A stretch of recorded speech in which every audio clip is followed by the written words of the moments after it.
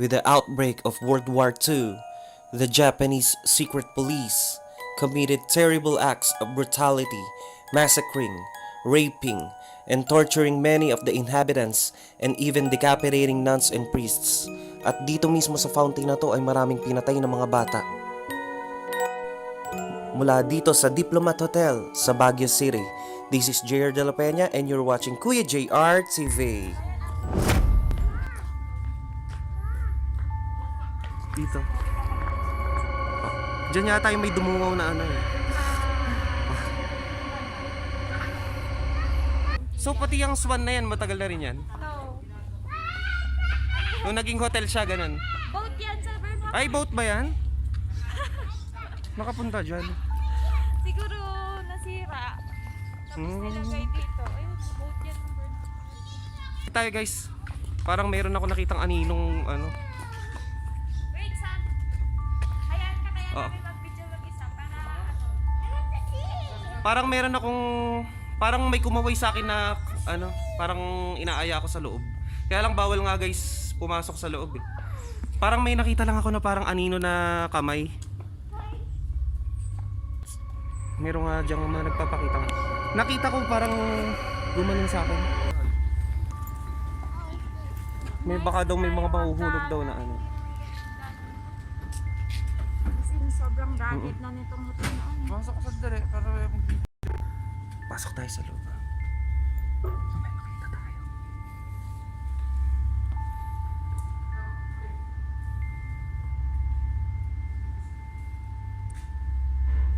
Dito na talaga ako kinilabutan nung nakita ko yung fountain. Marami kasing pinatay dyan ng mga bata eh. Tsaka mga madre ng mga Dominikano nung sinakop tayo ng mga Hapon. Sobrang tapang ko naman guys, ano? Pinasok ko talaga itong Diplomat Hotel. Pero parang mabigat nga yung pakiramdam ko. Parang feeling ko maraming nakatingin sa akin.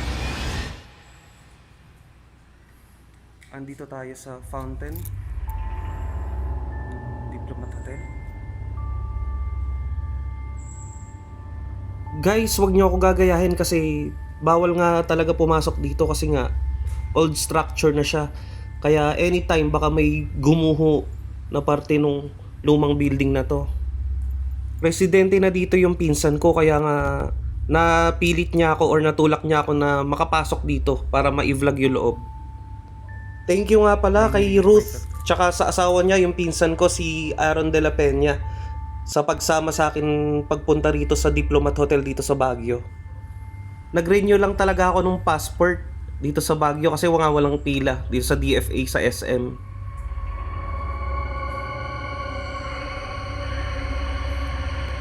Dito sa susunod na part ng video na to nagsasalita ako pero hindi ko alam, bigla na palang nawala yung audio ng video.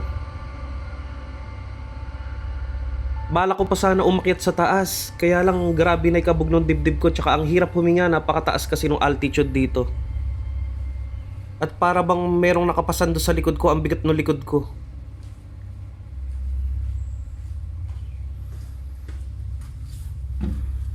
May bumubulong sa akin. Nahihirapan ako huminga. Tapos biglang ano, nung nandun ako tinapangan ko na lang din, tsaka nagsasalita ako eh. Biglang sabi nung phone ko turn off, kung ganun parang gusto i-turn off yung ano. Dando nakatina lang kay ano, Gusto mo? yung fountain. Talagang nung nakita ko yung fountain kasi sa ano ko lang nakikita eh. Doon sa internet eh. sa mga vlog. Nung tumambad sa akin gano'n, biglang pumigat yung pakiramdam ko na ano. Mali, dapat sila naman. Ang bigat. Parang ang dami nakatingin sa akin. Oo, madami talaga sa loob niyan. Kasi hindi sila napapasok eh. Ang hirap huminga. Nung nakalabas ako parang balik uli. Ah. Tara ulit? Gusto mo ba? Oo. Kasama yung mga Hindi bata. pwede. Ba't may paninyo dito? Ay, may kainan. May mga gamit yung mga workers dito.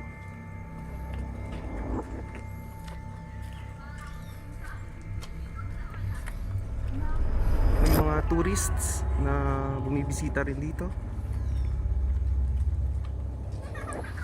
Sobrang dami rin. Guys, okay maingay. Papasokin natin. Tara, tara.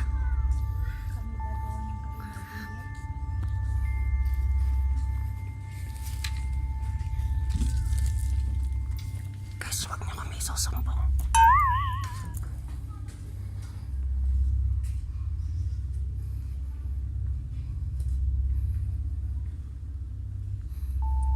Kinikilabutan ako, guys. Kasama ko si Ruth.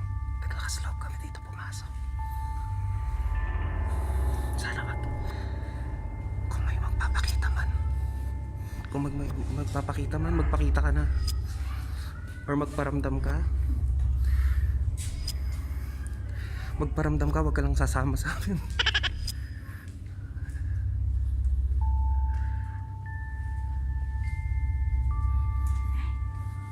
So, dito ka kumuha ng video. Dito pa siya. Ay, ang bigat na ito. Kaya nga eh. Parang dami na ganun dito.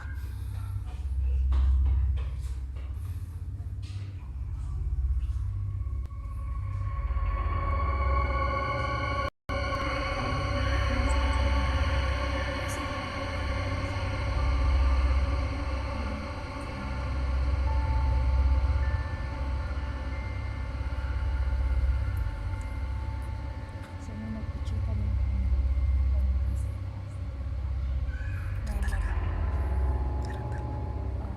meron babae din sa mga. Actually, andun na naman siya eh.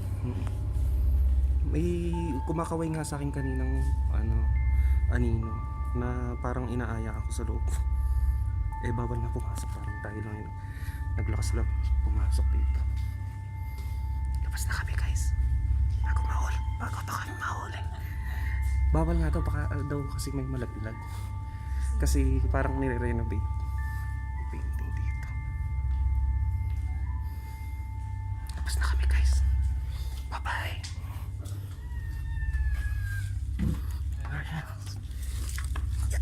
Yeah.